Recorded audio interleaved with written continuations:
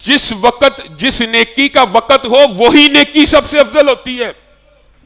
قربانی کے دن سب سے افضل عمل قربانی کرنا ہے.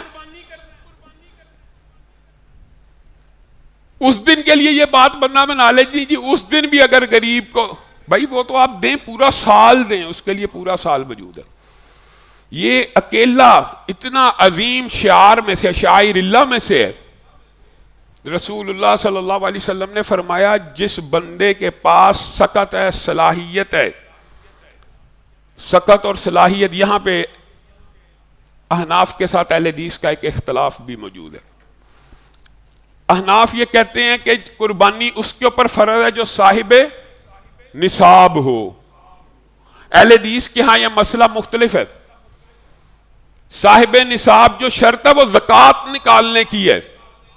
قربانی ہر اس مسلمان پر فرض ہے جس کے پاس قربانی کے دنوں میں قربانی خریدنے کا پیسہ موجود ہو.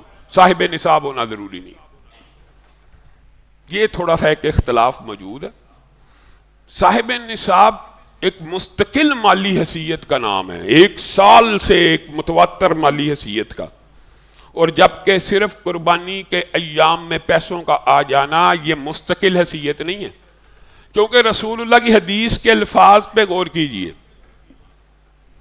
قربانی کے دنوں میں جس کے پاس استطاعت ہو قربانی خریدنے کی, کرنے کی, اور وہ شخص قربانی نہ کرے تو پھر وہ محمد صلی اللہ علیہ وسلم کے ساتھ عید کی نماز بھی نہ پڑھے,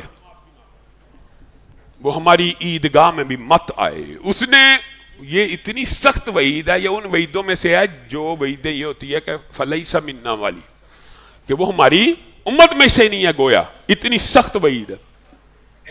اس سے مراد یہ ہے کہ یہ صاحب نصاب کی بات نہیں ہے. جس بندے کی جیب میں ان ایام میں 38, 40, 35 ہزار روپیہ موجود ہے وہ صاحب نصاب نہ بھی ہو, 7.5 تولے سونا نہ بھی ہو, 52.5 تولے چاندی نہ بھی ہو, پورے سال سے ایک مستقل رقم اس کے پاس موجود نہ بھی ہو, سیونگ نہ بھی ہو, ان ایام میں اگر اس کی جیب میں اتنے پیسے آئے ہیں تو اس کا پہلا کام یہ ہے کہ وہ اللہ کے راستے پہ قربان کر دے.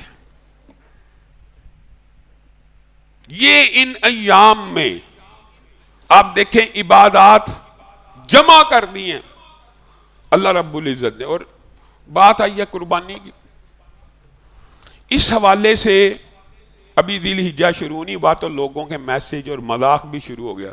وہ جی کٹے کی قربانی والا کٹا کب کھلنا ہے, اس طرح کے جملے لوگ کہتے ہیں. وہ بھی کھل گیا سمجھے.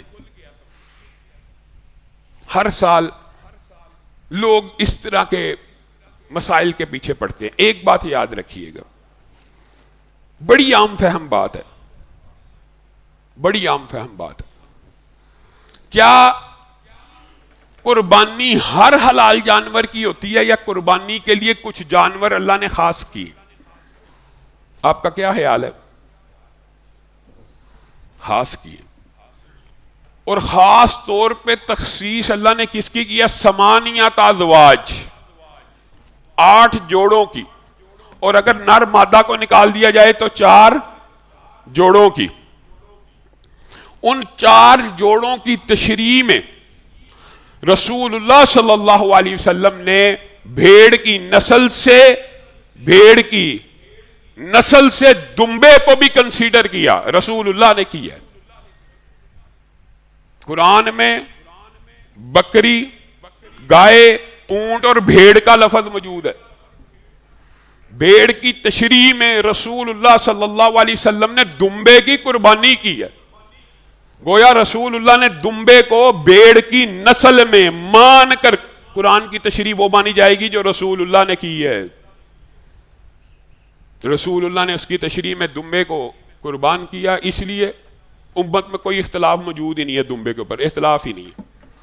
یہ 4 جوڑے ہیں بہیمۃ الانعام کے اندر بھی, اور اگر اس کو وسیع کیا جائے تو پھر گھوڑا, خرگوش اور جو جانور بھی پالتو بن جائے وہ بھی تو پھر بہیمۃ الانعام میں آ جائے گا.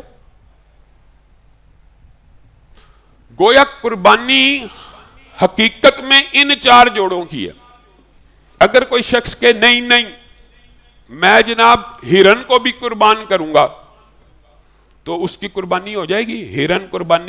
ہرن حلال ہے لیکن قربانی کا جانور نہیں ہے. گھوڑا حلال ہے لیکن قربانی کا جانور نہیں ہے. اور کئی جانور سینکڑوں خرگوش وغیرہ حلال ہیں. شتر مرغ بھی حلال ہے لیکن قربانی کا جانور نہیں ہے. بعین اسی طرح یہ جو لوگ مذاق کر رہے ہیں نا قربانی کا کٹا یا کٹے کی قربانی والا، یہ جو بھینس ہے یہ حقیقت میں گائے کی نسل میں یہ شارع رسول اللہ ہیں، شارح رسول اللہ ہیں. اگر رسول اللہ صلی اللہ علیہ وسلم نے دمبے کو بیڑ میں کنسیڈر کر کے قربان کر دیا امت کے لیے حجت بن گیا ہے. اگر رسول اللہ صلی اللہ علیہ وسلم بھینس کو گائے کی نسل میں مان کر قربان کر دیتے تو امت میں اختلاف ختم ہو جاتا ہے. اختلاف کی وجہ یہ ہے کہ رسول اللہ صلی اللہ علیہ وسلم نے اس کو ذبح نہیں کیا قربانی کے اندر، ویسے حلال ہے. کئی لوگ یہ سمجھتے ہیں اہل حدیث کے اوپر تان کرنے کا، بھائی جی پھر بتاؤ بھینس حلال کیسے؟ اور بھائی ہر حلال جانور ہم تو حلال مانتے ہیں، دودھ بھی اس کا حلال ہے، اس کا گوشت بھی عام دنوں میں کھانا جائز ہے، کوئی مسئلہ نہیں. بلکہ یہ بھی آپ کو ایک بات بتاؤں، یہ ہم احناف چند بھائیوں نے یہ سمجھا ہوا یہ اہل حدیث کا موقف ہے اور اس کا ہمارا کوئی اس کے اندر اختلاف، یہ اہل حدیث مکتبہ فکر کے اندر بھی اختلافی ہے، اسی طرح احناف کے اندر بھی اختلافی ہے. کسی مسئلے پہ اختلاف کا ہو جانا یہ چمبے کی بات نہیں. بعض نے کہا یار اس کی شکل گائے جیسی ہے، بالکل ویسے ہی ہے، زکوٰۃ دینے میں اس کا نصاب اس پہ قیاس کیا جا سکتا ہے تو قربانی دینے میں کیوں نہیں قیاس ہو سکتا؟ حقیقت بات یہ ہے کہ جینیٹیکلی یہ گائے سے مختلف ہے، یہ ایک الگ جنس ہے، یہ ایک الگ نسل ہے. گائے کی بچے بچڑے آپ دیکھیں گے وہ متعدد اشکال کے، متعدد رنگوں کے، متعدد قسموں کے، گائے کی مختلف قسمیں مختلف علاقوں میں پائی جاتی ہیں. گائے کی جتنی بھی قسمیں ہیں وہ ساری جائز ہیں. لیکن جو بھینس ہے وہ گائے کی قسم نہیں ہے. ایک ہوتی ہے فیملی، جو زالوجی کے طالب علم ہیں ان کے لیے یہ بات بہت آسان ہے کہ جن جانوروں کا آپس میں ملاپ ہو کے بچہ پیدا ہو جائے وہ بھی سیم فیملی کے ہوتے ہیں، اگرچہ ان کی انواع فرق ہو سکتی ہیں، گھوڑا اور گدھا الگ الگ ہیں لیکن ان کا ملاپ ہو جاتا ہے اور بچہ بھی پیدا ہو جاتا ہے. خچر بچہ بھی پیدا ہو جاتا ہے. الگ الگ جنس کے ہونے باوجود ان کا فیملی ٹری اوپر سے ایک ہے، لیکن گائے اور بھینس کا فیملی ٹری بھی ایک نہیں ہے. ان کی عادات کے اندر بھی فرق ہے. بھینس سارا وقت آپ چھوڑ کے دیکھ لے پانی میں بیٹھی رہے گی، گائے پانی سے بدکتی ہے. بھینسوں کے مخصوص رنگ ہیں، ان رنگوں کے علاوہ پیدا ہی نہیں ہوتی. جنگلی جانور ہے جسے پال پوس کر معاشرے میں پالتو جانور بنا لیا گیا، ورنہ افریقہ کے اندر آج بھی جنگلی جانوروں میں سب سے بڑی تعداد تقریباً ان کی ہے، جنگلی جانوروں میں شامل ہے. بہرحال اس کے اوپر اختلاف موجود ہے. کوئی اختلاف سے فائدہ اٹھا کر کسی عالم کے فتوے کے اوپر کٹا قربان کر دے تو وہ اس عالم کے فتوے کے اوپر عمل کرے گا. آپ نے لاٹھ لے کے اس کے پیچھے نہیں پڑ جانا، بھائی مجھے فلاں عالم نے فتویٰ دیا، اس کے نزدیک جو بھینس ہے وہ گائے کی نسل میں سے ہے، اس نے. دوسری بات یہ ہے کہ بالفرض اس کی قربانی درست بھی ہو، اشکال سے اور شک سے بچنے کے لیے جب گائے معاشرے میں بھینس سے سستی موجود ہوتی ہے تو بھینس کے پیچھے کیوں پڑ جاتے ہو بھائی؟ یا تو گائے مل نہیں رہی، یا تو قربانی کا کوئی جانور مل نہیں رہا، پھر علماء بیٹھ کے اجتہاد کریں یار اب یہ نسل معدوم ہو گئی ہے، اب آج کے بعد جی بھینس کو کرنا چاہیے، پھر تو کوئی بات چلو سمجھ آتی ہے کہ شاید یہ اس وجہ سے ہے. لیکن حقیقت بات وہی ہے جو موقف علماء کا، جو دلائل موجود ہیں وہ آپ احباب کے سامنے رکھ دی.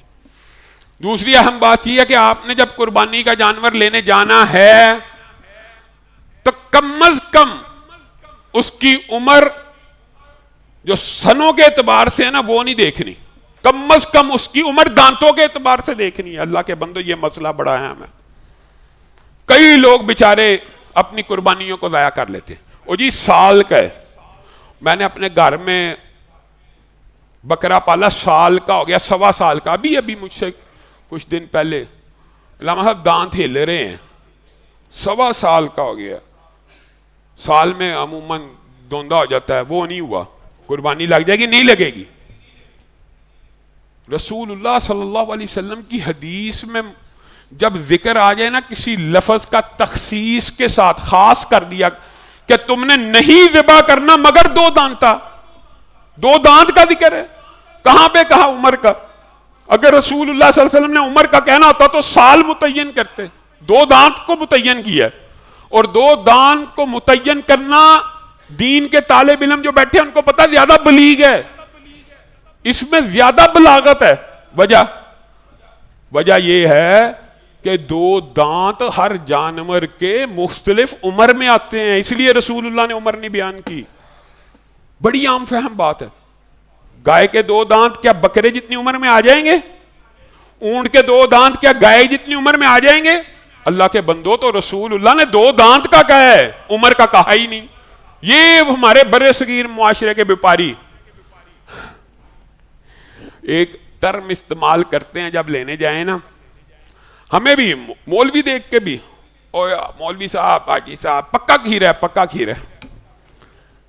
یہ پکا کچا کھیرا اسلام میں نہیں ہے. وہ جو ایک حدیث ہے نا، وہ صرف ان لوگوں کے لیے، یہ بھی بات سمجھ لیجیے. پکا کھیرا ایک صورت میں جائز ہے، اگر معاشرے میں اس کی قیمت باقی جانوروں سے اتنی کم ہو کہ ایک بندہ ہے، یہ بڑی سمجھنے کی بات ہے، اس کی جیب میں ہے 20,000 25,000، معاشرے میں جانور مل رہا ہے 40-50,000 کا، کوئی پکا کھیرا وہ بھی قربانی کرنا چاہتا ہے، تو اس کو رسول اللہ نے اجازت دی ہے تو بھی پکا کھیرا کر لے، تو کر لے. لیکن آپ حیران رہ جائیں گے، پکے کھیرے کے چکر میں لوگ 70 80 90 ہزار بلکہ لاکھ روپے کا جانور لے آتے ہیں. اور بھائی 40-50,000 کا دونہ موجود ہے، تو ₹1,00,000 کا کھیرا لا رہا ہے. رسول اللہ نے فرمایا مگر اس کے لیے جس کی جیب اجازت نہ دیتی ہو. جیب تو تیری اجازت دے رہی ہے، اور وہ بھی صرف بھیڑ کی نسل کے. یہ جو بکرے، گائے، بیل، یہ پکا کھیرا کچا کھیرا چاہے جیب اجازت دے نہ دے، ان کی قربانی نہیں ہے، وہ صرف بھیڑ کی نسل کے لیے. اور پھر ہاں چند باتیں ہیں جن میں علماء میں بھی اختلاف موجود ہے، لیکن آپ کو راجح بات بتانی ہے. کان کا کترا ہونا، اب آپ نے خریداری کرنی ہے، کان معمولی نوعیت کا کترا ہوا ہے، چھوٹا موٹا کوئی حرج نہیں ہے، قربانی کے لیے عیب نہیں ہے. یہ بھی ہمارے معاشرے میں ہے، بر صغیر میں ہلکا سا، ویسے بڑا عجیب معاشرہ. کان چھوٹا سا بھی کٹا ہونا فوراً تصویر بھیج دیتے ہیں، یہ لاما صاحب ہلکا سا ٹک لگا، قربانی لگ جائے گی. یہ کبھی نہیں پوچھا کہ لاما صاحب میری کمائی حلال کی ہے یا حرام کی، میں یہ کام یہ نہیں پوچھیں گے. قربانی عیب دار نہ ہو، دم کٹانا ہو، کان کٹانا ہو، سینگ کٹانا ہو، کمائی ساری عیب دار ہو، کوئی پرواہ نہیں. عبادات ساری عیب دار ہو، صرف قربانی کا جانور عیب دار نہیں ہونا چاہیے. جناب اس زاویہ فکر کو بھی درست کیجئے. دم کٹا، کان کٹا، معمولی نوعیت کے یہ عیب ہوں تو جائز ہے. بلکہ بعض صحابہ سے، میں تو آپ کو صحابہ کی بات بتا رہا ہوں، علماء کا اس میں اختلاف موجود ہے. معمولی عیب کو بھی کئی کہتے ہیں کہ نہ کیا جائے، اجتناب کیا جائے، لیکن حقیقت بات یہ ہے کہ نصف کان تک صحابہ نصف کان تک کے عیب کو عیب نہیں تھے سمجھتے. نصف کان. ہاں، اور یہ بات بھی سمجھ لیجئے کہ دوران قربانی لنگڑے کی، کانے کی، اندھے کی، آپ کو پتہ قربانی نہیں، کمزور کی، انشاءاللہ وقت گزرا، اگلے خطبے میں کچھ موقع ملا تو کچھ بات اور رکھ دیں گے. دوران قربانی وقوع پذیر ہونے والے عیب سے قربانی مانے نہیں ہوتی. اس سے مراد آپ نے وہ مرزا جیلمی والا فتویٰ نہیں لینا کہ قربانی سے 2 دن پہلے بھی قربانی ہو جاتی ہے. اس نے یہ بھی فتویٰ دے دیا، قربانی سے 2 دن پہلے بھی ہو جاتی ہے، اور وہ کہتا ہے اس کا گوشت فریز کر لو، بانٹ قربانی والے دن دینا، چلو 2 دن پہلے کر لو. اب بات پھر کسی اور طرف چلی جاتی ہے. میں جو بات کر رہا ہوں وہ یہ ہے کہ آپ نے قربانی کرنے کے دوران جانور کی ٹانگوں کو باندھا ہے, اس کو گرایا ہے, اب وہ گر گیا تو اس کی گردن پہ چھری پھیرنی ہے. اس وقت یہ چیک نہیں کرنا کہ گرنے کے بعد پسلی ٹوٹ گئی ہے, ٹانگ ٹوٹ گئی ہے, سینگ ٹوٹ گیا ہے, کان کے نیچے آ گیا ہے, تو اس کی قربانی نہیں, اس کی قربانی ہے. دوران قربانی پیدا ہو جانے والے عیب سے قربانی کے اوپر فرق نہیں پڑتا. لوگ اللہ دیکھیں کہیں کتنی احتیاط اور کہیں کوئی احتیاط نہیں. اور جانور کو گرایا ہے علامہ صاحب تو اس کی ٹانگ ٹوٹ گئی, اور بھائی چھری پھیر, یعنی جانور کو گرا کے پھر چیک کرتے ہیں کہ ٹوٹی تھی کہ نہیں ٹوٹی, پھر کھڑا کر دیں. یہ کیا بات ہے یار, آپ جانور کو گرائیں یا ممکن پسلی کا ٹوٹ جانا نارمل بات ہے. اگر بڑے جانور جو موٹے تازے ہوتے ہیں وہ گرائیں گے تو کچھ ٹوٹ جائے گا, بھائی آپ نے دوبارہ اٹھا کے چیک کرنا کہ ابھی بھی تندرست ہے تو قربان کرنا.